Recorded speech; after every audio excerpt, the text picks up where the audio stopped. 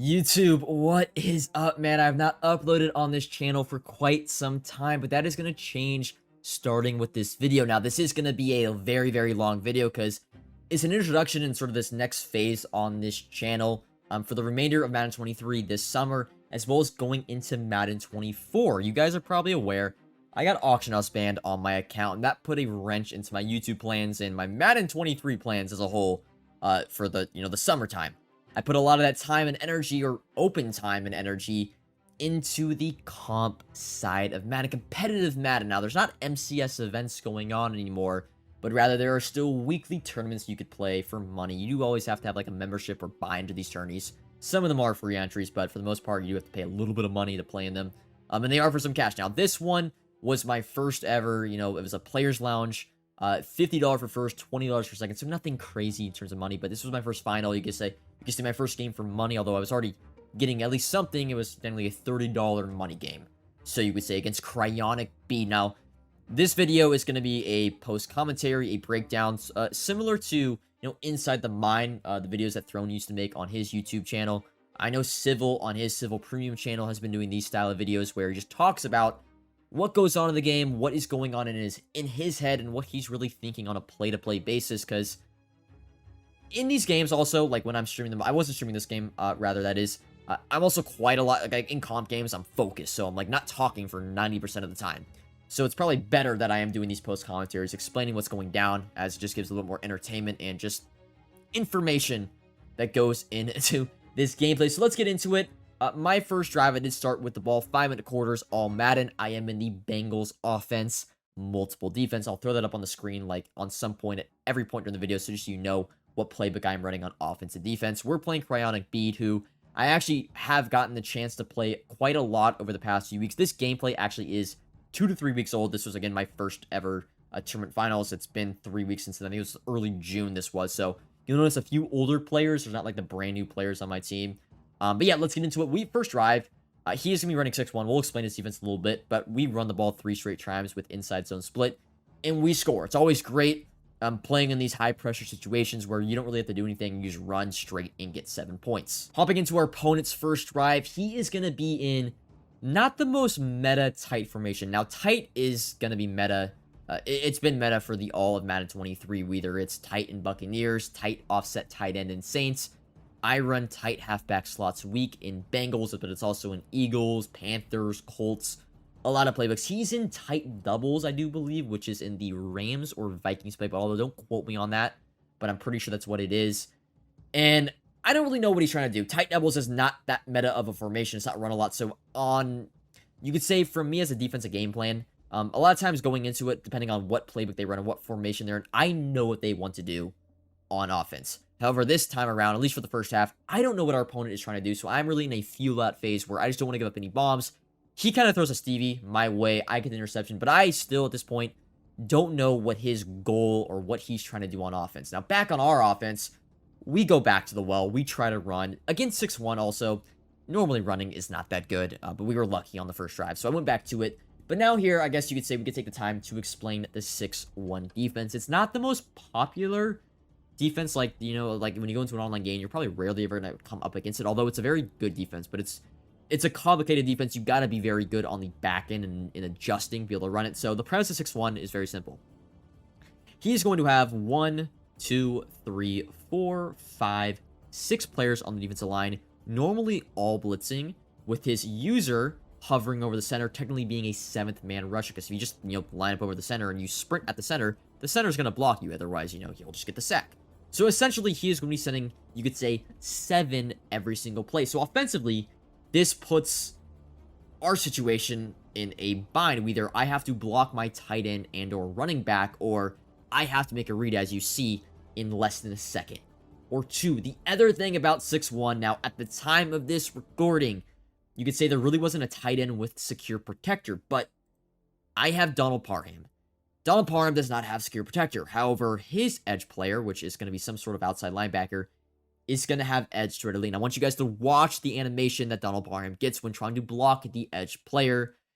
It's not going to be a good one for us. It's as if I shouldn't even block my tight end because he doesn't have an edge. He doesn't have an edge protector, secure protector, instant shed. it was 3rd and 13. If I took a sack there, I was pretty much having to punt, so I might as well just throw something up. I throw an interception. By the way, it's very framey in this video. There's something going on with Elgato, my Elgato, like the past few weeks.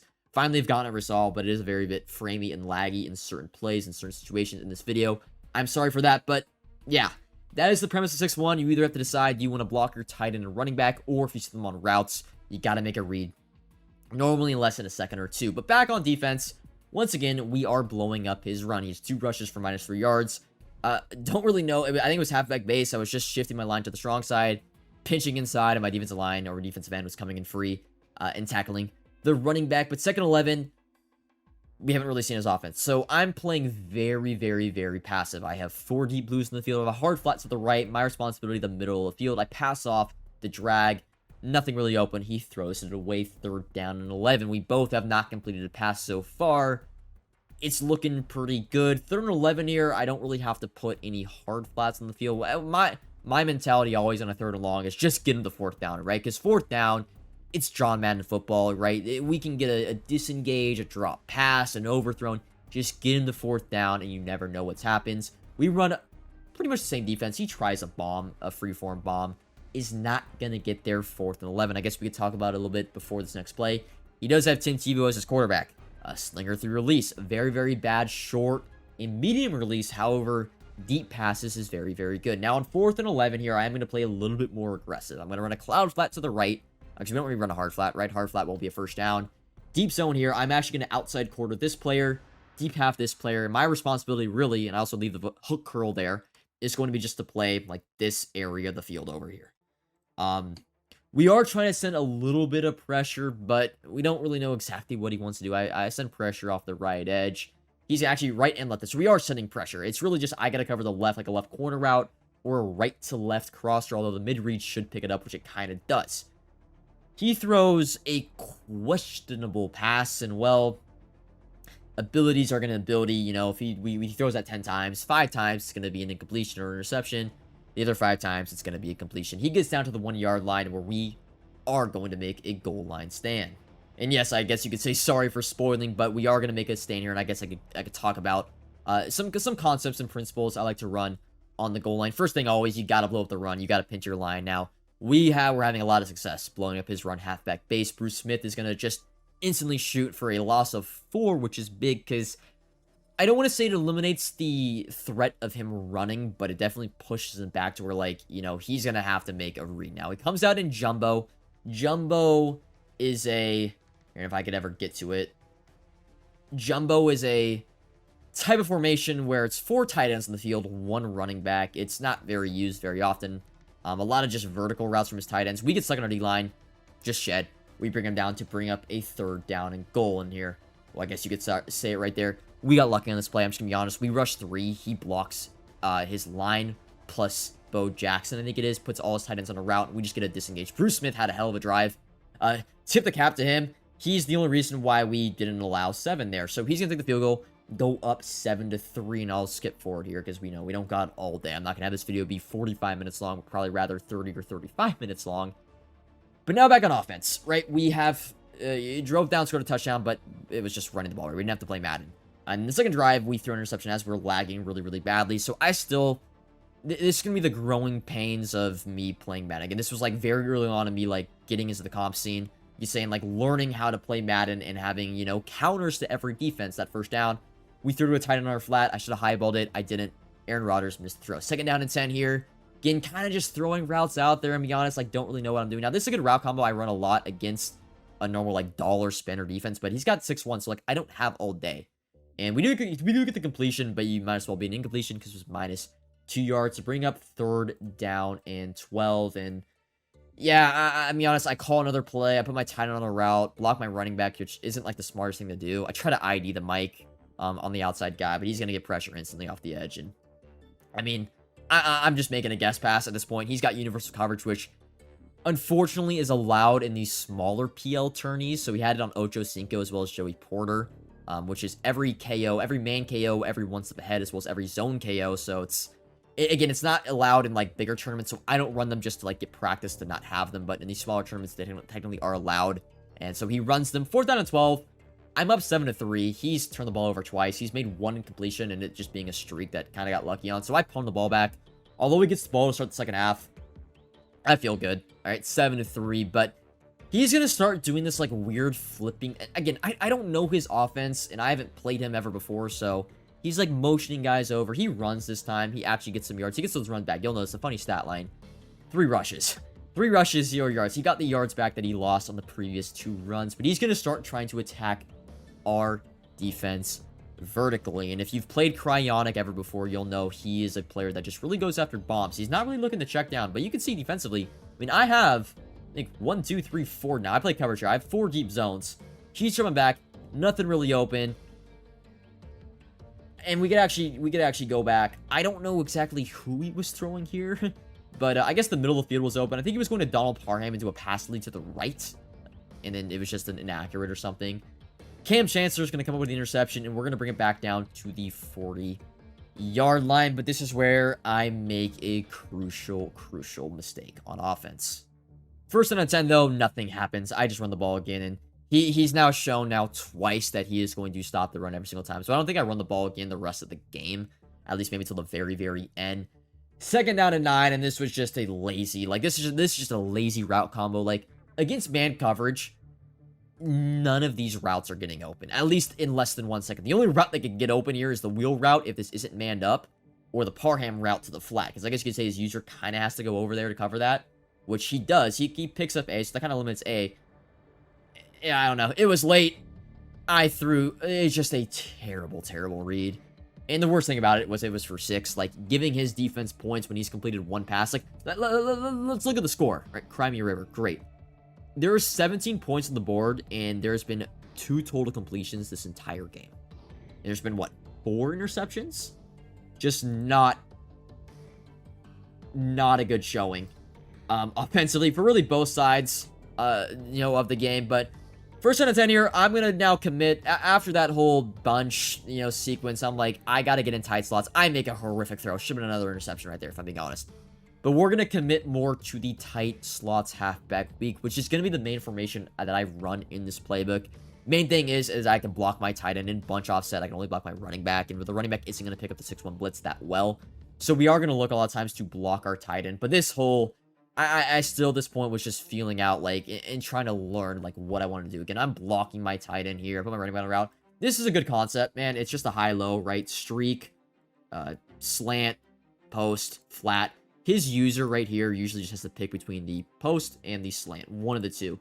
The problem is my tight end wasn't really blocking, so I didn't have time for either. Like, I guess you could say I completed it, right? As I think the drawings will come back on the board here before this play does end up happening. But the problem is here, sorry, if the drawings ever go away.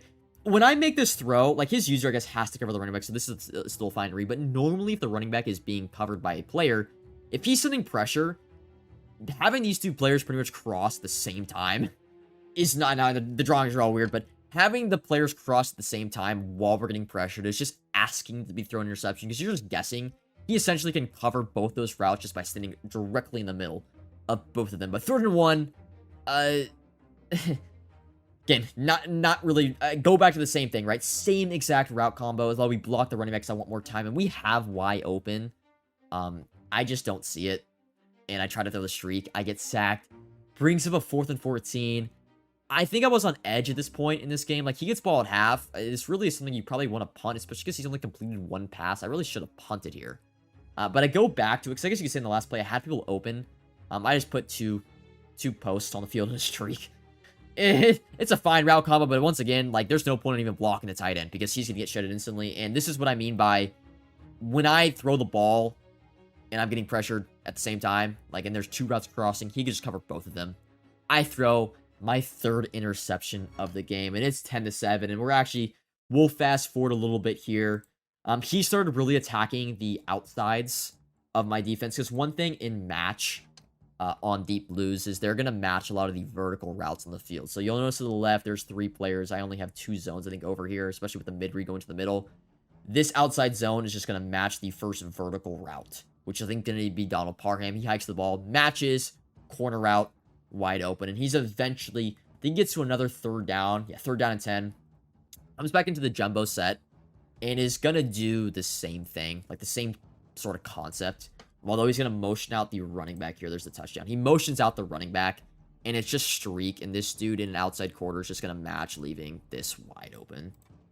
It's something I have to adjust to, and he just, he gets it. So 17-7.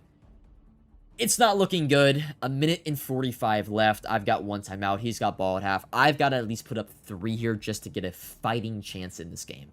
But the cogs start to turn a little bit in my brain. I start to understand what he's trying to do, at least trying to do, on defense. Now, that time, we actually blocked our tight end and had time, luckily, but I think if I ever show the play here, this is the play here. I can actually back up.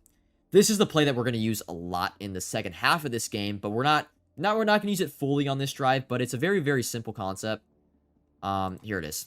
So it's and again, against 6-1. Now, he actually puts this man in coverage on this play, but he's going to be rushing 6 for the most part.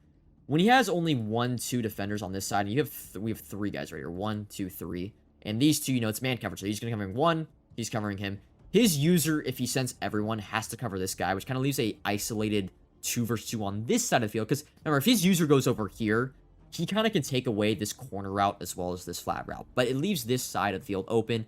And this angle route is going to cook man coverage every single day of the week. Now, this play, actually, we're going to run it. He puts a player in coverage, so his user can play the right side of the field. We try to throw something deep. Nothing really open there. But we're going to go back to that concept a lot this game because he is going to want to send 6 a majority of the time. And his user is responsible for the running back. That is something I learned a lot in this game. This is just get his user out of the middle of the field. That is like priority number 1, in my opinion, of 6-1. We go back to the same play. This time, again, nothing really open. He actually manned up the running back on the safety, which was a weird, it was weird because he was like stopping that play for the most part, and then he changed something in the second half and could not guard that play to save his life. But 3rd and 10, we go to something a little more simple, just this simple post quick slant combo. Block our tight end, flat our running back. We've ran this play many times before. Sadly, Randy Moss dies, and he gets pressure instantly. Randy Moss would have been open here. B's actually open as well, and his user does not do a good job. We have to throw it away, but Randy Moss would have been open on that play. So I go right back, I think, to the exact same play on from. I wish I could skip forward only 10 seconds. A little bit. I'm still figuring out how I want to do these videos and make them as efficient as possible, but we go to a little bit of a different concept. We block our running back. Angle route here because we learned that the angle route does kill man coverage. And then really it's just 2 corner routes. And whichever side his user goes to, we're throwing to the other side. And we hike the ball here. His user just kind of stays in the middle of the field. And, Y is closer than B. Y is going to get open. Pass it to the outside. We get a good rack animation there. And we're off to the races, although we get tackled. Our first sign of life on offense, right? We have 3 interceptions, 3 completions to his team, 4 completions to our team. Now, I threw a terrible route combo on the field here. I actually want to just chuckle at this a little bit because there's really one route. If I actually get to it eventually. Let's see if we show it here. There's one route on the field here that actually can beat man coverage, and it's this one right here. Like, this out route technically is open, but he's got universal coverage on this player, so he's got short route KO. It's not going to be open. A wheel route's not going to open. A flat route's not going to open, and is an inside. No, it's not going to get open. So, this is just a bad route combo. A lot of times in Madden, like, it's just putting the right routes on the field. I mean, we had, I guess, the wheel route open, but putting the right routes on the field, especially against someone who's running the same defense every single play, right? Offensively, I should be running these same plays every single time if they are consistently working. We go back to this concept again. This time, this was a little bit fluky. He actually mans for the running back with this outside linebacker, so we get a little bit more time in the pocket. That's, again, something in 6-1. If he mans for the outside linebacker, we're going to have more time. He kind of takes away nothing. We get a route bump. Randy Moss gets open. We score a fluky little touchdown. I'm not going to talk about it that much because I don't throw to that X route a lot in that route concept. But getting back on his drive, and I think he just ran the ball on first down, didn't really get anything. He gets a little bit over-aggressive this drive. He's got 3 timeouts. He gets ball at half. Getting 3 here would be huge. But the last thing you want to do here is throw the ball into the other team. Now, we're setting pressure, just playing super, super backed up. I am kind of inducing a make a mistake, right? And he drops back, and he throws that streak again. And like I said, 5 times it's going to be an incompletion interception. The other 5 times it's going to be a completion. This time, completion. to the defense, and Deion Sanders brings it back to the 45, and then here we go. We got 18 seconds left, 1 timeout left. Touchdown is kind of out of the equation. I'm just looking to get 3 here. And especially against 6-1, like, I'm not gonna be able to, you're not gonna be able to, like, move the ball fast against this defense, because there's a lot of just, like, intermediate checking down, throwing the ball away. Like, for example, this play, nothing really open. Pesky universal coverage. I don't know if that would have got a KO if he didn't have it. Right, if he had deep route KO, would that have been a completion? Probably, but we're going to get more into the concept that I talked about earlier, which just puts his user in a bind. Like, he's got to cover either this route, leaving this side of the field open. We hike the ball, and once again, his user this time is going to take away the right side. So once again, I'm looking to the left. Corner route, we throw it ag down. That's something against man coverage you have to do to kind of negate the KOs, is agging down to where, you know, they can't flash and light up. We also get out of bounds, which doesn't really matter because we're not really going for a touchdown. Again, I'm gonna start calling, and you'll notice I start calling the same play every single time because it is working. This time, he sends everyone. This is what I mean. He has to cover the flat route here. This time, the right side of the field is open, and I know every single day of the week that angle route is gonna, and it's against universal coverage. It gets open against every single coverage, I think, unless a shaded down man coverage. But you can't really run shaded down man coverage because otherwise streaks will get wide open. So there we go. You kind of see how we started to diagnose what he wanted to do on defense and understood what I wanted to do on offense. So we're going to tie it up 17-17. Let's get into the second half. Getting into the second half, I actually fast forward to the first 2 plays. It was a run and a throw away. Let's get right, though, into the action. We're going to play, and this is the epitome of Madden 23. Look at the right side of my defense. I've got like 25 zones out there. We get actually some pressure, but the outside quarter matched onto the other vertical route, leaving the little skinny wheel open. He's going to score another touchdown. He's had 3, I think 3 no, he's been 2 touchdowns on bombs, really. He's had like 3 bombs and then 1 actually decent drive. Let's go get into our offensive drive, though, and this one actually starts out a tad bit slow because I wanted to run. Now that I know that I've established that I actually can move the ball through a certain, like, you know, 2 or 3 variations of the flood concept, I try to go and try to find something else that attacks different areas of the field, meaning more so instead of like middle and left, more so like right and middle or right and left. So I put some corner routes on the right. Nothing really open. 2nd and 10 here. He sends pressure. We're going to go back to the well and hit Donald Parham on the angle route. He sent everyone. So, of course, his user was responsible for the running back. 1st and 10. I think we go back to the exact same. No, I mix in a run. I probably shouldn't have done this. I actually usually don't have this run in my audibles. Or at least I think I did when I started running this playbook, but nowadays I don't actually have that run in my audibles just because it's this formation is really just a fast passing offense. Running is like, you know, I would only have it in my audibles maybe in like a 2-minute warning situation. Actually, something to note here, and we'll actually rewind it real quick. So in man coverage in 23, the meta, and now he actually backed up every player, but the meta actually is to back up the outside receivers just because they play a lot of routes better in man coverage. So this guy will be backed up, this guy will be banned up. And I guess you could say an extension of the run is this play. I think it's called just 4 verticals, and you could just instantly throw the flat routes. And like I mentioned earlier, you have to kind of highball. So I do highball to Donald Parham. It's going to be a little 3-4 game. You're never going to, you know, house that because I also do play on conservative. I do recommend you guys also playing conservative too. The only way, like, you know, you're going to break every few tackles, but if you don't play on conservative and they know what they're doing in terms of stripping the ball, they're going to at least force 1 fumble in the game. I promise you. So I play on conservative now, no matter what. I know it's boring, but it's like, I don't want to fumble away. I don't want to give EA a chance to lose me the game. Like, make me decide if I win or lose this game. When we go back to tight end angle, we hit him there, but actually, and I'm going to rewind it once again. So this is just a little adjustment I did. So on 3rd and 6, I ran flood, tight end angle, right? But you'll notice it was a weird, like, Chad Johnson here played this really, really weird. Like, it was almost like he was shaded underneath or in a hook zone. Didn't defend it at all. We still got the first down. But then on this next play, just something again, adjusting to what he is doing on defense, it looked like he either was shading underneath or putting Chad Johnson in some sort of a hook curl. I just put streaks for my tight end and streaks for my slot receiver. I'm like, hey, if he shades underneath again, like, it'll be wide open. Guess he didn't. Could have thrown X there. We throw it away. Trying to stay ahead of the change because the way I've been, you know, operating my offense, like, if I get sacked, I'm not cooked, but it's going to take away. Like, I can't throw that angle route on 3rd and 15, right? It's like, I got to be ahead of the change for the most part. We go back to the 4 verticals and just take our 2-3 yards because I didn't want to be stuck again in a 3rd and 10. 3rd and 8. You know, I could throw an angle route, I could throw a flat route. It most likely will get the first down. You know, 3rd and 11, 3rd and 12 if I take a sack there.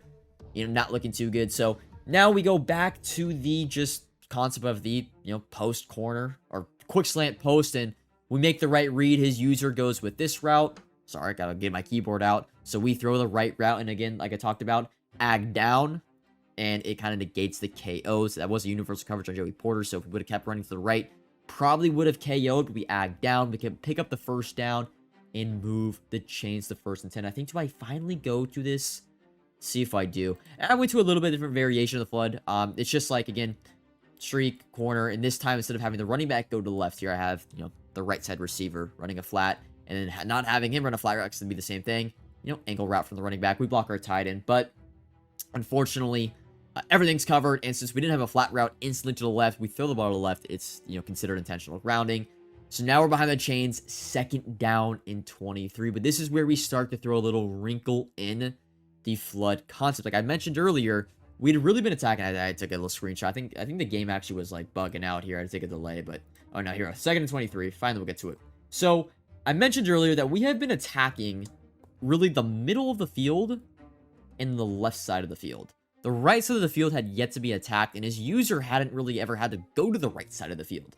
So what I started to do was, instead of having, you know, vertical corner and then, you know, having other routes in the field, I started putting this route, instead of being on just a streak, but rather on a post.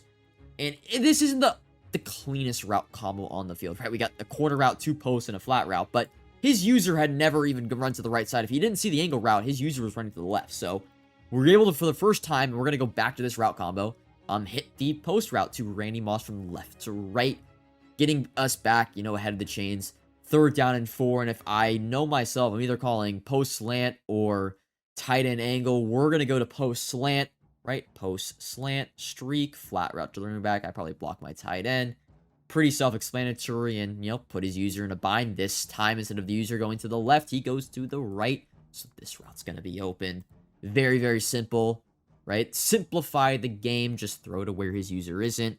And I guess you could say we could back it a little bit, because this is something I was doing. You guys probably noticed it all game, is that even though when I blocked my tight end, I knew this was going to get shedded instantly. And especially when you put this dude in a flat, which I think he did. I'm not sure exactly. But you'll notice he does.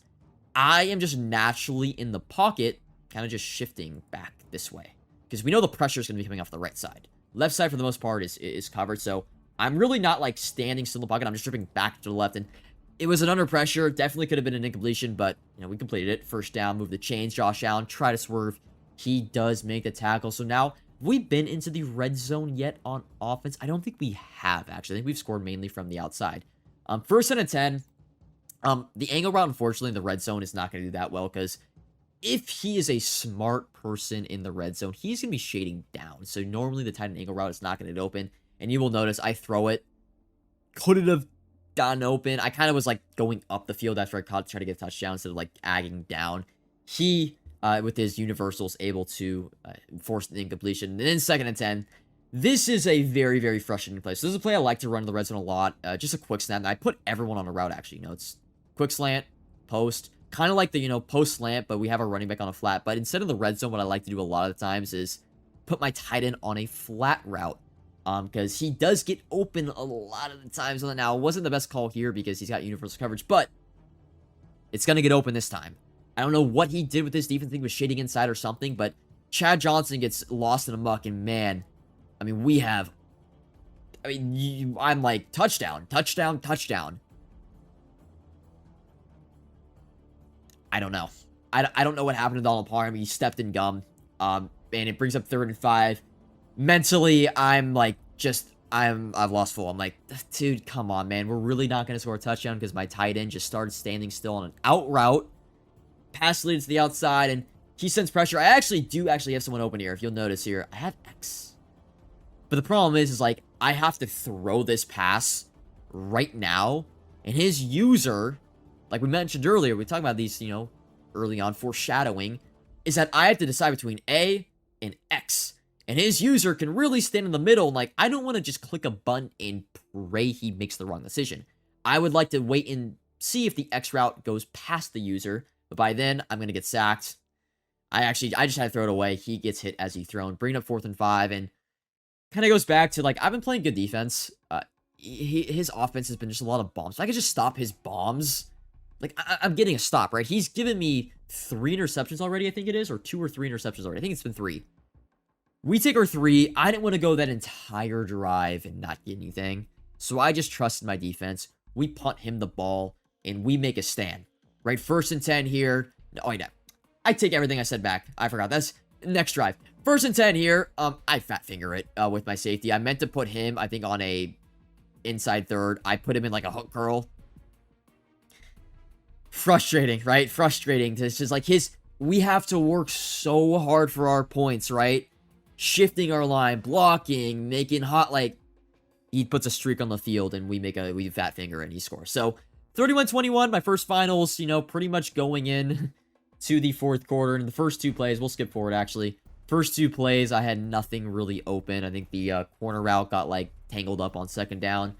Bringing up 3rd and 10, we go back to old reliable Flood with a tight end angle. Hut, hike eventually. User goes to the right. So you could probably already imagine who I am throwing to. It is going to be Y, if I remember correctly. Yep. And we get a little bit of a weird rack, but we make the catch, and we swerve the CPU a little bit, get all the way down to the 40-yard line. That's going to bring up the 4th quarter. And I guess we can start here. 1st down and 10. Again, going back to Flood. I think I start putting this route on a post. Let's see if I actually show the route combo here. All right, we just go back to Flood. Oh, this was the route where, like, you kind of notice just weird things happen. Like, Lawrence Taylor just, like, hip checks Calvin Johnson, and the timing is just thrown off a half second, and I wouldn't be able to get this pass. Like, hip check, pressure up the middle. Again, I could throw B, but it's not really open. Just throw it away. Would have had Y, but, Calvin got hip checked. Bringing up 2nd down and 10. See what we run here. Yeah, here we go. We finally start incorporating the post a little bit more from the left side. If I tight end on an out route here, Curse gets kind of lost as a user. We hit X, and yeah, this is what I want to talk about. I remember watching this back. So, one thing I have tried to instill in my brain for Madden 23 now, it might not be a thing for Madden 24, but Madden 23. Rules of high balls, right? When you're against man coverage, you should not be highballing unless, like, you are throwing directly over a user or you're, like, throwing something vertical down the field. Like, if you have a streak, you have to highball it, right? But here, this has to be a pass lead down and an ag down. I high throw, which it's kind of unlucky that it's unlucky that he overthrew it. Like, I overthrew with Aaron Rodgers. But even if it was completed, the highball animation is like a jump up in the air, and this dude would just KO him. So, the rule of thumb, for the most part, is if they're running man coverage, you need to be normal passing, pass leading down, agging down away from the KOs. When they're in zone coverage, that is when you want to highball over defenders. Something it took me like a week or 2 to get used to, because, they're sending pressure, like, mentally, you're like, highball everything, right? It's, like, safe, it's a safe pass, but against man coverage, highballing is going to get you KO'd. You have to ag down. So, just something mentally you guys should take note of if you're kind of, like, getting, started into the intricacies of Madden 23. Honestly, this route combo, disgusting. I throw a corner, corner route, post route, quick slant, streak, and, yeah, normally it's like I would put my running back motion out, put him on a streak, block my tight end. That's, like, the responsible thing to do here, but I just kind of call hike. His user just instantly runs to the left for some reason. I don't know why on 3rd and 10. Framey as hell. We hit Randy Moss. We go all the way down to the 5-yard line. Needing 7. 3 here isn't an option, so it's 4 down territory. Let's see. Oh, you'll see. We just share 1st and goal. What do we end up calling on this? Oh, yeah, we threw the drag. His user's a little bit late. Pass lead down again. Not highballing. Pass leading down. His user goes for the KO. Misses the swat. Josh Allen is going to get into the end zone. But we do have a 2-point conversion, and I don't really want to spoil it for you guys, so we'll wait. 2-point conversion is hard because you're not on a hash. So you're right in the middle of the field. So, like, there's weird routes that, like, won't get open. You have to be on a certain hash. That is, I just quick hike. Is it the right... Let's see if I put a good route combo on the field. Again, this game 3 weeks old, so I'm still kind of remembering it. Let's see. This isn't the best route. Normally, I'd want to out route, tight end here because he's kind of getting in the way of this route. But we call hike, and his user just gets lost in the mud, and X is wide open. Kind of like the third down play, or the third down play earlier where we just like quick snap. One thing he could have done actually is he did not press like properly, like man line press shade down. His guys are like off the line, so it's a free release for Randy Moss. Technically has inside leverage. Really, it should get open, and it does, but you know, it's Madden 23. Man coverage can be really, really good sometimes. I guess kind of gets lost in the mud. Yeah, we convert, but here we go. This is the drive, down 3, 4:41 left, needing a stop, either hold them to 3, can't allow a 7. We shift our line to stop the run, and we finally start to get pressure. He puts 4 routes on the field, 2 of them being verticals. I cover the crosser, sack, second down and 24. Ty Law even shouldn't be on the field, gets a sack, right? He paused the game, actually. Second down, 24. Again, we're looking to send pressure. I play pretty much just cover for him. Like, I got the left side, y'all got the right side. I play the left. He has the drag. Questionable, right? Questionable read if we look back on it. I think he had the crosser from, not Parham here. Might have been Tony G, maybe? Yeah, like if he waits. This is open. If he this is where you highball against zone coverage. You highball over this guy. He's running with him. He has this guy wide open. He even has this guy wide open. He has 2 routes where he has to throw. He, some reasons, thinks he could like highball perfectly freeform out there, which is a crazy pass. Kind of throwing deep in the, like, if I get a safety, this game is over essentially because I could just clock him out, take 3. Throws it deep, doesn't get it. Brings up third down and 24. But this is a different third down. Normally, I would always say, yo, third down, just give him the 4th down, right? But he's back on the 10-yard line. So I'm going to play a little bit more coverage in general because I don't want to give up, like, a free 10 yards. Because from his perspective, I think if he gets 10 yards here, he goes for it. He just does. So I play super coverage. Just bad routes in the field. He kind of goes back to that, like, the skinny wheel streak. But this time the quarter doesn't match this guy. He actually plays it. This is kind of covered by these 2 guys, and I just have the tight end responsible. So there's nothing open. I get pressure to Bruce Smith. Hell of a game. Could have been a safety. Could have been a D-line pick. He was throwing the skinny wheel. Was not open. 4th and 24. And I mean, I don't know. You kind of just have to punt. Going for it here, I would send everybody and just, you know, pretty much... This is a lose-lose for him. So he punts. He's going to make me go the length of the field. It's the right call. We'll skip forward now. 1st and 10 on my money drive. 3:51 left. Good clock, but let's just be honest. Let's just score. Let's just score. First play, we run tight end angle with the post route, and man, we have everything open. Like, if you look, pause it right here. His user's covering nothing. We have Y over here. We actually have A over the middle, but we have X streaking wide open. We hit it. Try to get out. I probably, if you missed the tackle, I would have just scored. Again, 19 for 39. This video is going to take a long time because we had a lot of incompletions both sides of the ball. But we get the completion, incorporating that post into this flood concept, just to make his user like having to cover all 3 sides of the field, not just, again, left and middle, but rather right now. At least making him think about it. 1st and 10. Little framey here. I just call a play. Nothing really open. I had RB, but it's whatever. 2nd and 10. Here we could skip forward a little bit because I think we actually pick it up. We do. Go back to old reliable. Tight end angle. Donald Parham down inside the 25. We're in the red zone. 3:11 left. Can't really clock again. Touchdown or bust. Really can't take 3 because we give up 3. You don't want to just let him get like 20 yards in a field goal.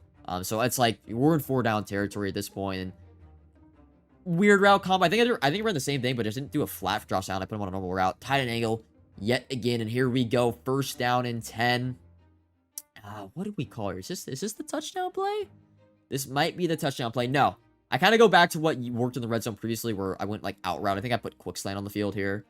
Or no, I just kind of go weird corner. I kind of put a fucking post. Sorry for the swearing. Post, corner, streak, flat, out route. I think I have B here. Because when his user sprints to the left here, I probably, like, when you see the middle of the field open, like, that's the read. And not gonna lie, I miss it. I have B because I drift to the right kind of dumbly. Just not a good. We throw to the running back who eventually got open, but he was out of bounds. But here we go, 2nd and 10. And we go back to the corner route from Randy Moss. Because, I mean, last play, he left the middle of the field wide open. So I'm like, instead of relying on this dude to get open, which hasn't really all game, we've seen that Randy Moss is going to beat man coverage. Especially he has his guys kind of backed off, not pressed. Outside leverage. We just call the flood concept with the post route from Randy Moss. And we instantly see user runs to the left. Could hit A. But I kind of saw this guy was so underneath. And I saw again, wide open. Hopefully that doesn't stay in there. And I just fired it in there under pressure. We possession catch it. You'll see I take a little clip. I'm hyped at this point just because it's been such a long game. We put up 7. We just take the 1 point. So it's 35-31. And our opponent has got a money drive. And actually, he couldn't actually hike the ball first play. So we actually declined. It's just, it was something going on this game. Or I took a delay game. But we were getting delay games all drive. Here we go. First down and 10. Money drive for our opponent, right? Touchdown or bust. He's got all 3 timeouts. I've got all 3 timeouts. And you think verticals, he's passing. No. First play, halfback draw. I think I pass committed, which is why he got so much room to run. I'm going to get all the way down to the 46. 2:14 left, so I guess I still have to respect the run to a degree. I don't know what he did. I think he ran the ball again, but again, I played for it this time. I shot the gap with Peppers, D-tackle, or corner doesn't come in, Ty Law. There we go, 2nd and 10. Now bringing up 2nd and 10, and this was a frustrating play. To be honest, this was a frustrating play because I played good defense. Play for the run. You really, at this point, like, I'm actually playing a little bit more aggressive because if he hits a bomb, it's probably going to be a touchdown, right? That's not the worst thing for me. I would be down 3 with 3 timeouts left, 1:30 left. Like, I can get 7 or 3. I have everything covered for the most part. Like, I have the hitch. Vertical routes are covered. He's going down to cover this route. He throws the drag. And at this point, I'm like, all right, cool. It's going to be 3rd down and 5. And, dude, Justin Simmons just completely whistling tackle. And he's actually able to get all the way up to the 45 to bring up 3rd down and 1. And you're going to notice he's going to start the clock because he wants to make this last drive. I play for halfback base. He just snap calls halfback draw. And I'm really not playing for it, but I see instantly, like, Tebow, like, kind of not drop back. And I just sprint and loop around right here. He, the center, takes off for this dude. And we actually make a great tackle. Great. I didn't make a tackle, but we made the play. 4th down and 2. So, you know, putting him in a pressure situation. He's not going to call timeout. He's going to let the clock run, which is fine. I don't really want to call timeout on my end either. 4th and 2. I do have to respect the run here, but, like, his perspective, he's not really thinking about the run. I would never run in the situation. So I think I do pass commit. I play a really aggressive. This actually ends up being an outside quarter. But I basically try to maple. This is just a mistake by me because this is a hard flat from him. Seam flat here is mainly just to play, like, a hook. But then eventually, like I said, it's a seam flat, so it's going to eventually come under the flat. I was just hoping he would just make a hot read, to be honest. Hard flat also from this player, so I'm just, like, covering. I'm just like, all right, just cover this area of the field where my user is and pray he just makes a mistake. We get no pressure, and like I said, the seam flat played it initially, but it's a seam flat, so it's going to, you know, tail off, and we're going to have 2 hard flats technically on the left side, leaving the, you know, corner out wide open, and it's a good read by him. Bad defense by me. I should have made that. I should have made my hard flat a cloud flat, or made my seam flat a cloud flat, and then have my other middle linebacker be a hard flat. 29 seconds left, though. He's on the 19. 1st down and 10. What does he do from here? Yeah, halfback draw. Again, we're kind of playing for it. Derek Brown, love that guy. Makes a tackle, brings up 2nd down and 8. He's going to eventually take a timeout at 19 seconds left. 2nd and 8 here, and I want to show you guys my coverage on this play. So, remember early on in the game, I was running outside quarters on the outside, and they kept matching to the verticals routes, leading the corner routes wide open. So I made sure to have outside thirds, where their priority would be more of the outside third instead of inside quarter. Also had a seam flat over here just to play the seam directly, but then also tail off to the flat. Short side of the field too. Shouldn't really have a corner route open here just because there's so many zones here. Like, the seam flat will carry it enough to where the deep blue should pick it up late. Mid read over the middle of the field, just take away any, like, you know, corner route. And my responsibility here, thinking, is like, I'm looking for like a wheel route. I'm looking for like an out route from the tight end. Hopefully the mid read, if he has like a quick slant, will play and like distract him a little bit. So I'm playing in coverage, not really looking to bring too much pressure. I'm also going to slant my line a little bit to play the run, actually. And he hikes the ball. I go to the right. But you'll kind of notice he has nothing over here. He goes to the skinny wheel, streak, crosser, streak. And you'll see. We play it, right? The seam flat carries the little, you know, baby wheel to the deep third. The mid read actually picks up the crosser perfectly. And he kind of has the hitch here, or like the curl. We pick it up. We get pressure. 3rd down and 17, 14 seconds left. He's really got 2 plays, right? Only has 1 timeout too, which is big, because he can't, like, throw something underneath as much anymore. Being only 14 seconds left and 1 timeout. So, At this point, I'm just like, let's not give up a seam streak or a corner route. So you'll see I just run cover 4, play max coverage.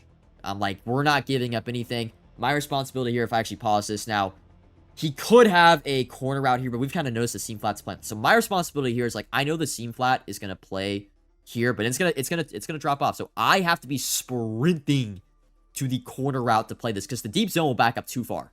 So I'm sprinting right to cover any corner route on the right side of the field. And he's making his audibles. We're only sending 3, blitzing our users so we get some pressure from the front 3. He calls hike, and this was a weird play. Oh no, I eventually send this guy. I make the decision. But anyway, I'm taking off to the right. I noticed too, he kind of decided instead of doing the flood to the left, flood to the right. So I'm sprinting to the right. There's nothing open, right? He's got like a...